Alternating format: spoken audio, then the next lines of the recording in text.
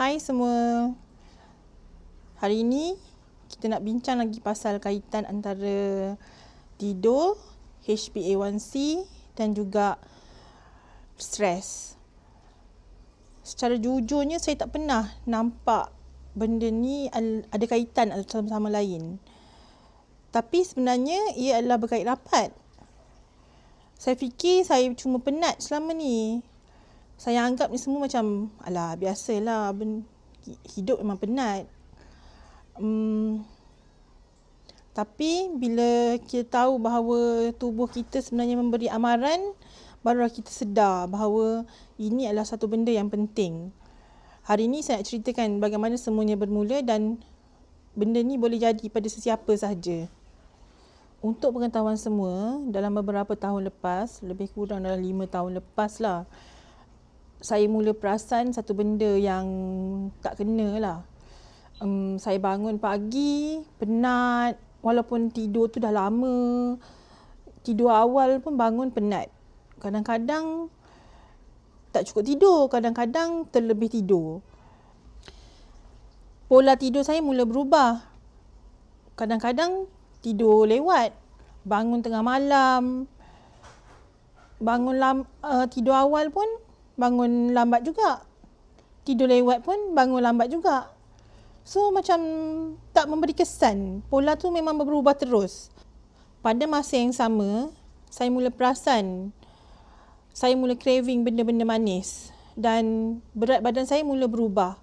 Naik sikit-sikit. Dalam perjalanan saya selama ni, dalam tempoh 5 tahun, saya telah naik berat 30 kilo. Saya ingatkan sebab stres lah kot.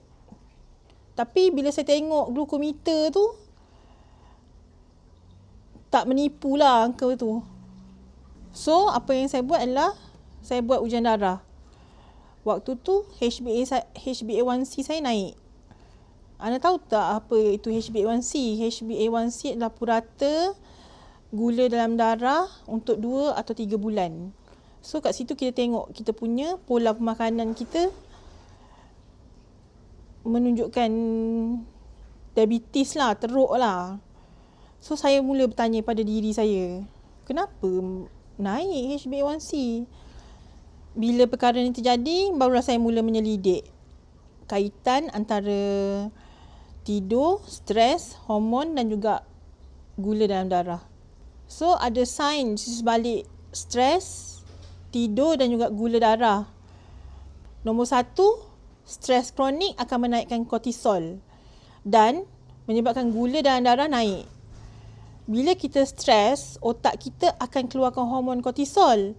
Masalahnya, bila kortisol ni tinggi, dia akan menaikkan gula darah, merosakkan sensitiviti insulin, mencipta craving, buat kita rasa gelisah, exhausted. Ini sebabnya orang kata nampak tenang je, tapi sebenarnya dalam tu macam hanyut. Perkara kedua adalah gangguan tidur.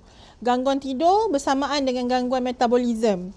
Satu malam tak cukup tidur boleh menaikkan fasting blood sugar, mengurangkan sensitiviti insulin, buat craving karbohidrat dan jatuhkan mood pada keesokan harinya.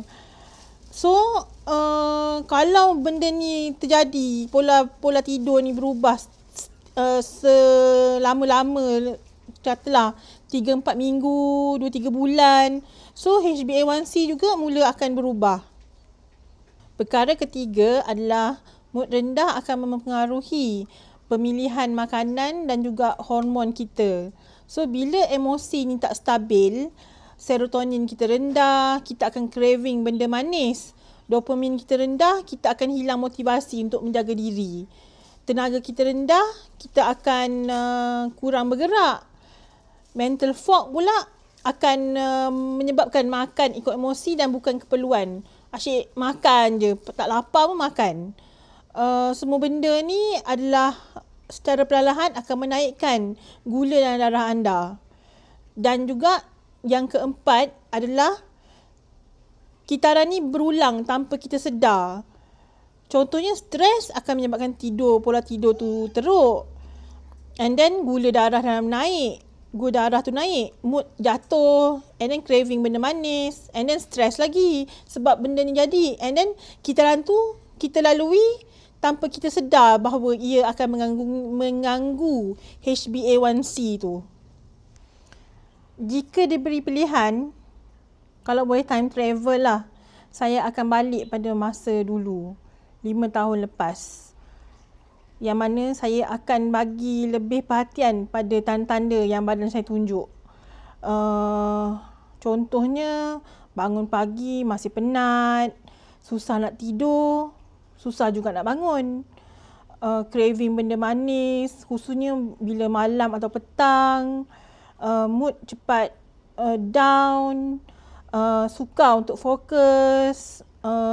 Sehingga saya memang ada sesi terapi untuk meningkatkan fokus, dan juga kita boleh rasa jantung kita berdegup kencang. Sebab bila kita stres, kita akan dapat rasa jantung tu lebih berdegup kencang lah. And then semua ni bukan tanda tak cukup kuat. Bukannya kita lemah, tapi sebenarnya badan kita tu dah lama dalam mood survival. Wake up call saya adalah bila saya didiagnose dengan diabetes. Waktu tu saya terdiam dan saya sedar bahawa ni bukan pasal makanan manis je. Dia mesti ada kaitan dengan tidur yang tak cukup, kesihatan mental, hormon dan juga stres. Saya sedar kalau saya teruskan macam ni, dalam keadaan saya waktu tu, badan saya akan menyerah sebelum saya boleh buat apa-apa untuk selamatkan badan saya ni. Itu detik saya mula belajar tentang semuanya lah. Tentang badan, tentang otak, tentang minda, tentang hubungan hormon dan gula, dan tentang cara tubuh berfungsi ataupun berkomunikasi. So, apa yang saya ubah? Saya ubah 4 perkara. Nombor 1, saya mula stabilkan makanan saya. Saya lebihkan protein, saya banyak minum air masak, kurang minum manis, lebihkan sayur. Timing makanan tu lebih konsisten, taklah malam makan lagi. So dalam pukul 7, 8 tu saya dah stop makan malam. Yang paling penting adalah minum air secukupnya. Perkara nombor 2, saya kurangkan stres. Saya buat deep breathing, saya berjalan perlahan-lahan setiap hari, and then saya buat journaling juga. Kurangkan beban kerja bila perlu. Kalau dah tak boleh nak buat, saya stop. And then saya belajar katakan tak nak, ataupun tak boleh. Kalau saya memang tak boleh nak buat satu perkara. Perkara nombor 3 adalah saya baiki cara saya tidur. Saya buat rutin tidur yang tetap, elak skrin 1 jam sebelum tidur, bilik gelap dan bilik tu perlu sejuk supaya lebih cepat lena dan tidur lebih awal.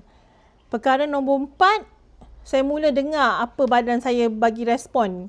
Kalau penat, saya akan berhenti, saya berehat. Kalau overwhelmed, saya let go. Kalau sedih, saya rasa benda tu sedih dan saya akui yang saya sedang bersedih, saya tak lawan. So perubahan kecil-kecil macam ni boleh nampaklah trend penurunan HbA1c tu, dan ini memang menyenangkan emosi saya.